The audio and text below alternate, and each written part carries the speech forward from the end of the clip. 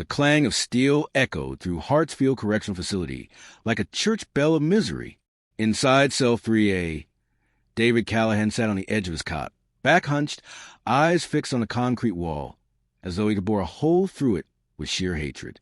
At 52, his once muscled frame had withered into something taut and wiry, like a wolf that had spent too many winters alone. His face bore the map of years, creases of contempt at the corners of his eyes, the jaw locked in permanent defiance. His hands, callous and rough, clenched slowly as he reread the letter for the 10th time. Dad, I still love you. I hope one day you'll be able to love me for who I am. The signature at the bottom burned like acid in his eyes. Luca to David. The name was a betrayal, a slap in the face from the only child he still claimed as his own. He'd buried his wife 5 years before the arrest. His daughter ran off and never looked back. But Eli, his boy, his son, had always been different. Sensitive, kind, a dreamer. And now, now Luca. David tore the letter in half.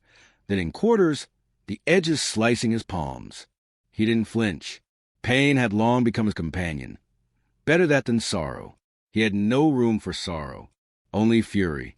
He stood abruptly, pacing the narrow length of his cell, like a caged animal. The prison walls had held him for 7 long years, but nothing had imprisoned him more than the memory of what he once called his family.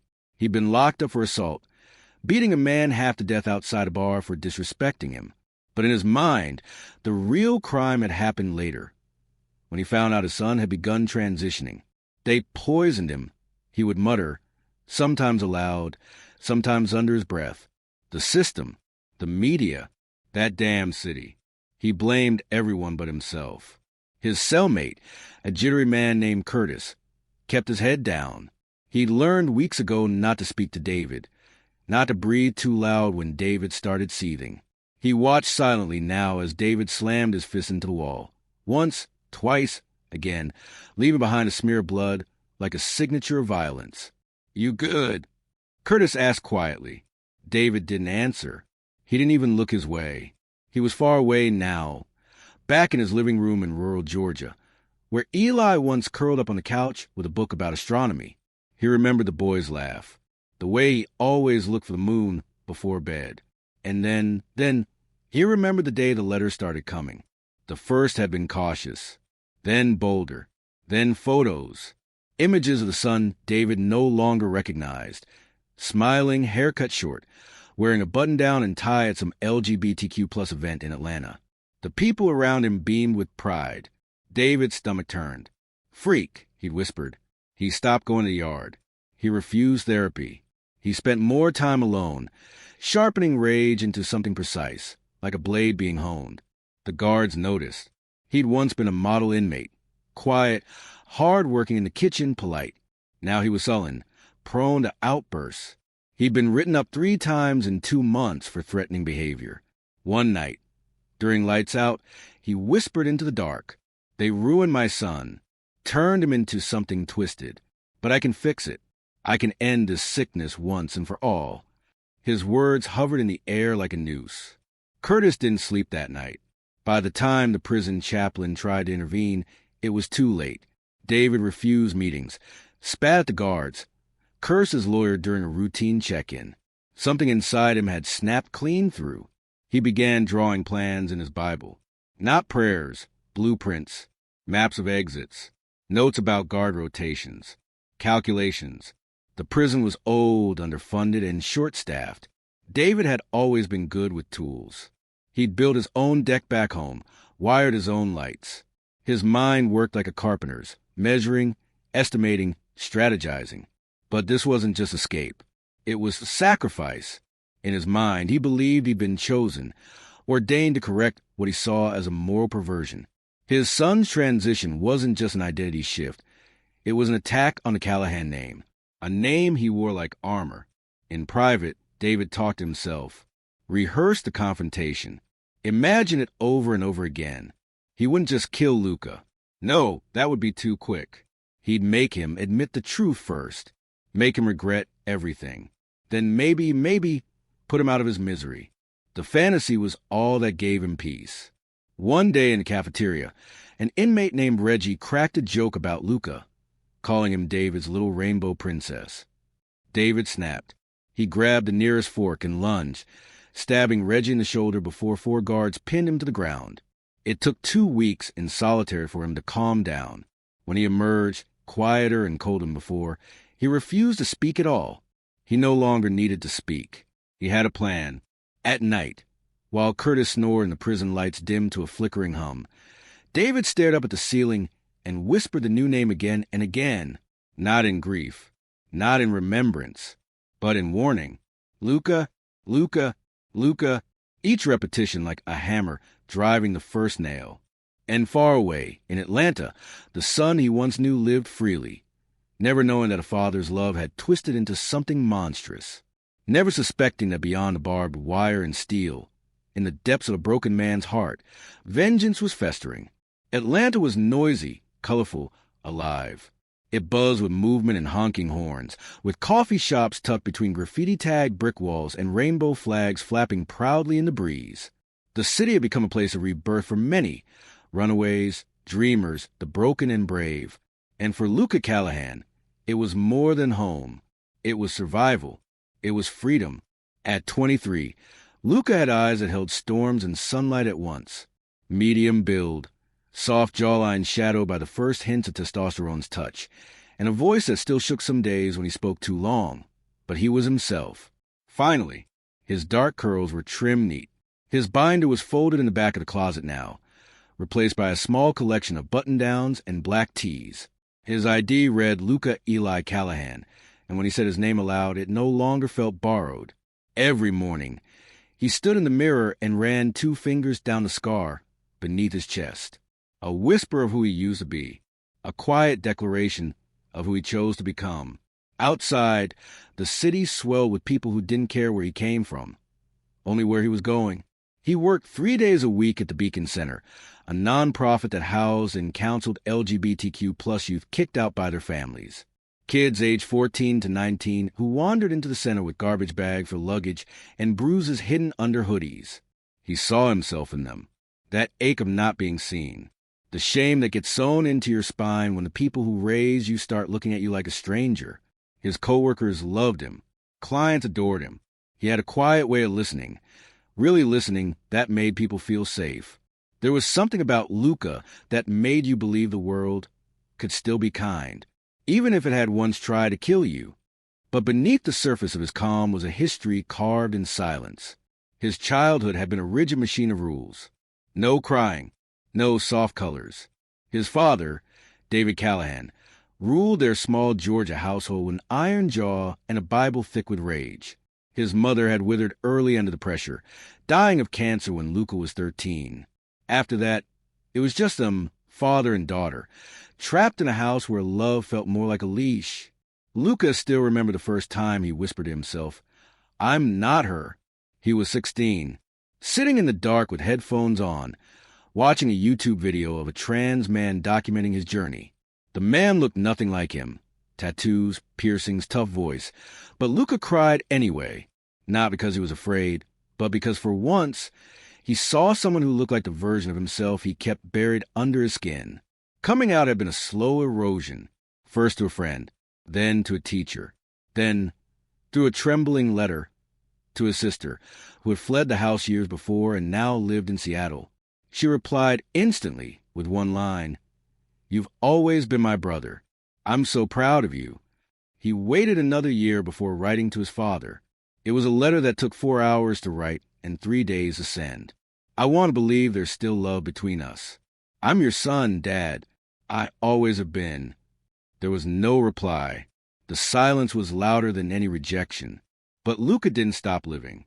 With each milestone, his first hormone shot, his name change, his first date with someone who saw him, truly saw him, he left behind another brick of that old prison his father had built in his heart.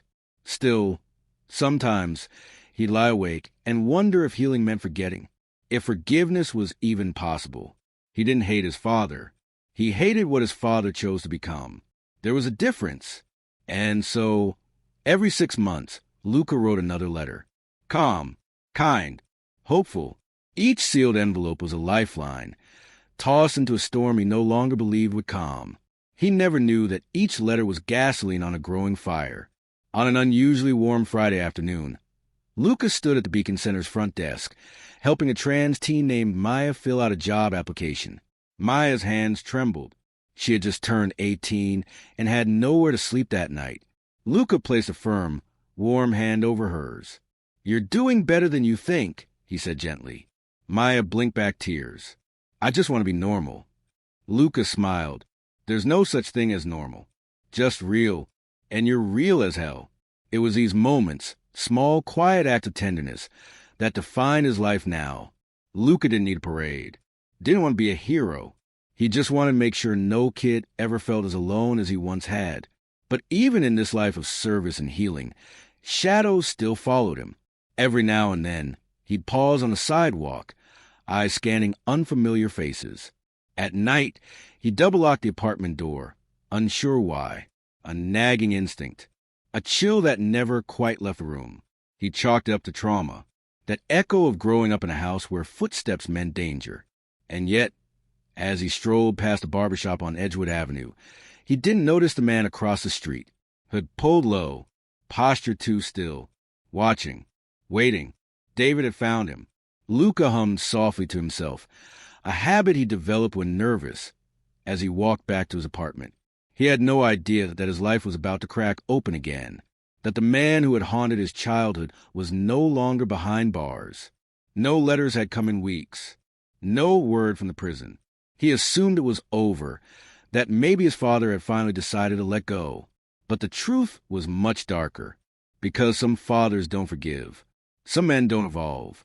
Some wolves never stop hunting. The rain fell in sheets that night, hard, fast, relentless, like the sky itself was trying to scrub the earth clean. But no storm could wash away what was about to happen inside the belly of a rusting Georgia prison transport van cutting through back roads on its way to a courthouse in Macon. Inside, David Callahan sat shackled, wrists and ankles bound, his orange jumpsuit soaked through. His head hung low, shoulders hunched, not in defeat, but in calculation. For 2 months, he'd been studying the patterns, the guards, the routes, the timing. Every second of this transport had been rehearsed in his mind like choreography. The rain wasn't an obstacle. It was a blessing. It meant noise, chaos, cover. Across from him, another inmate mumbled a song under his breath, oblivious. The guard in the front passenger seat was young, distracted. He kept glancing at his phone, nervously checking the GPS. The driver, older, leaned forward, squinting through the downpour, wipers screaming back and forth like a metronome counting down to catastrophe. David shifted in his seat. The small key he'd hidden in the heel of his boot cut into his skin, a bitter, beautiful pain. He'd worked 6 months in the prison workshop for it. Bartered cigarettes. Favors, silence. They thought he was just another aging inmate doing his time. They had no idea they'd taught him everything he needed to escape. At precisely mile marker 22, the van slowed near a bridge. Protocol during weather like this. That's when David struck. With the quiet speed of someone who had made peace with dying, he dislocated his thumb and slipped the shackles. The moment was grotesque, a crunch of bone and skin, but he didn't flinch. He lunged forward, grabbed the chain connecting the front cabin to the cage, and yanked with feral strength. The young guard turned too late. Crack! His head slammed into the dash. The driver shouted, fumbling for his weapon, but David was already through the barrier, choking the man from behind, forcing the van into a spin. It crashed into the guardrail. Steel screamed. Glass exploded. Silence. And then, just like that, he was gone. By the time the prison sirens were activated, David was sprinting barefoot through the woods, blood dripping from his fingers, rain erasing his tracks.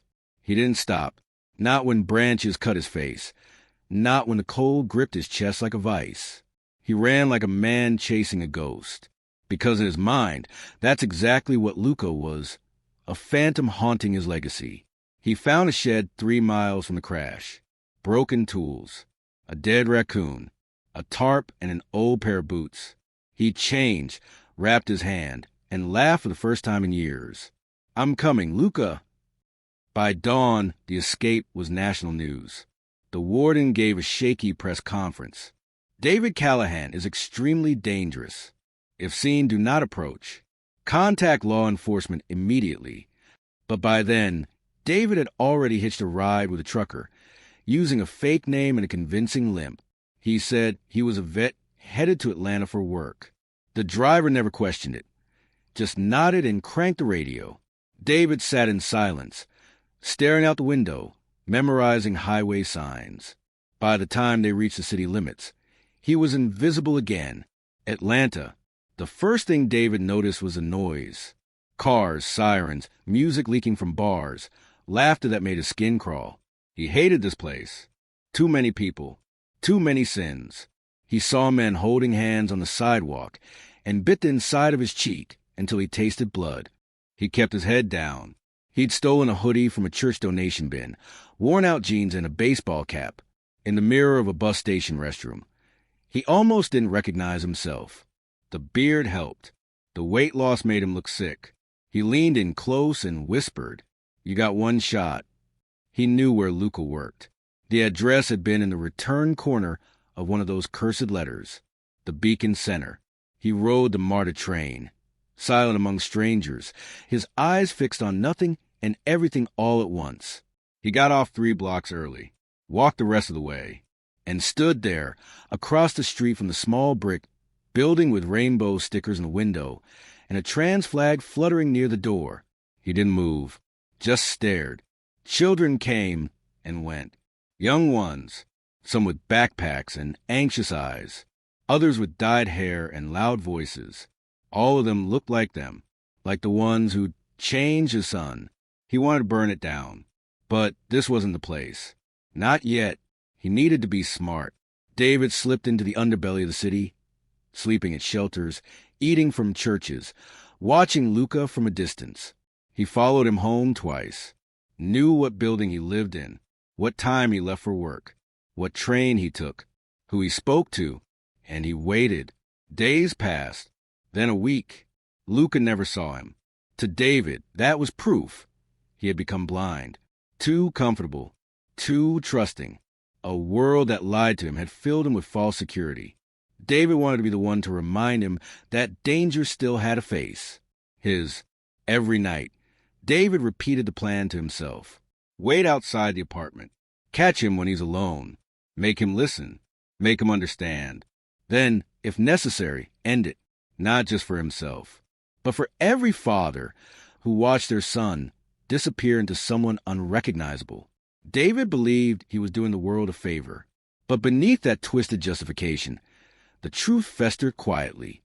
This wasn't about justice. This was about control. Because the one thing David Callahan couldn't stomach, worse than prison, worse than silence, was that his child had dared to live free without him. Midnight, June 12th. David stood across from Luca's building, breathing slowly, a rusted knife tucked inside his hoodie. Rain began to fall again. He smiled. Time's up.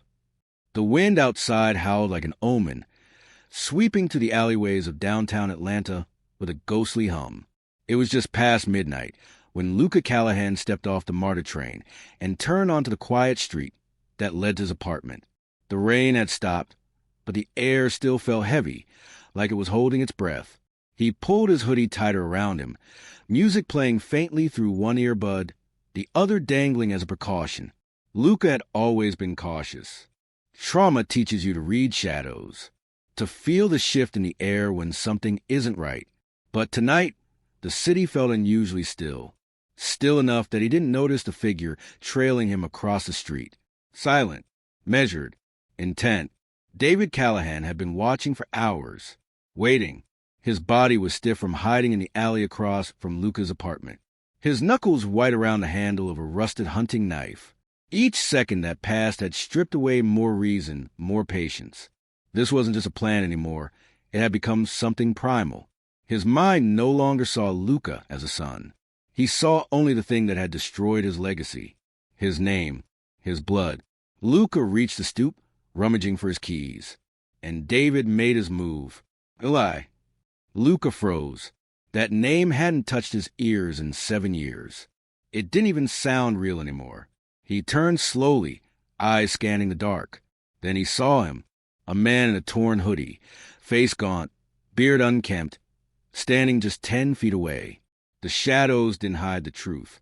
"Dad!" Luca's voice cracked. David stepped forward, smile brittle and twisted. "Didn't think you'd see me again, did you?"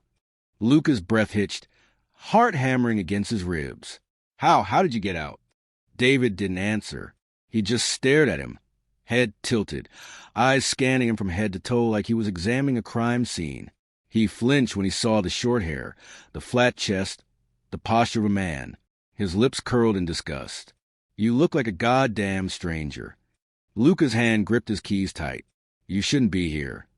"I have to be," David hissed, stepping closer. "They turned you into this. And you let them." Luca took a step back. "You don't know who I am." "I know exactly who you are," David snapped. "You're my son, my daughter, and I didn't raise you to—" "You didn't raise me at all," Luca interrupted. His voice shook, but he didn't falter. "You controlled me. You made me hate myself. And now you're what? Trying to kill me for finding peace." David's grip on the knife tightened inside his hoodie. "I came here to save you." Luca stared at him, mouth falling slightly open. "You call this saving me?" David stepped forward again.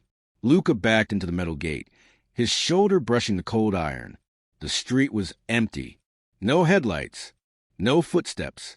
Just the two of them, locked in a sick orbit. "You ruined everything," David said.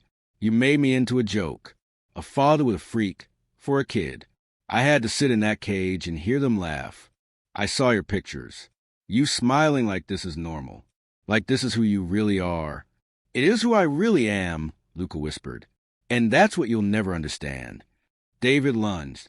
The blade slashed toward Luca, but instinct kicked in. Luca ducked to the side, key still clenched in his fist, and jabbed him hard into his father's arm. David roared, stumbling backward, blood dripping from his forearm. The knife clattered to the pavement. They stared at each other. David's eyes were wild now, glassy and unblinking. "You made me do this." "No," Luca said, voice steel. "You did this all on your own." David charged again, fist swinging. He slammed Luca against the wall, hand wrapping around his throat. Luca gasped, feet kicking wildly, his vision beginning to blur. The panic clawed up his spine, but he'd been here before. Not like this, but close enough. He'd been powerless once. Not anymore. With a burst of strength, Luca rammed his knee upward, catching David in the stomach. The older man grunted, stumbling. Luca seized a moment and shoved him back, grabbing the drop knife and tossing it into the street. Sirens howled in the distance. David staggered to his feet, panting, blood on his shirt. "You think this ends with cops? They'll let me out again. I'll find you." Luca stepped into the streetlight now, fully visible, chest heaving but hand steady. "No, you won't." Police cars rounded the corner. Blue and red lights painted the buildings in furious rhythm. Officers jumped out, weapons drawn. David turned to run, but the alley betrayed him. A dead end. "Get down! Hands where we can see them."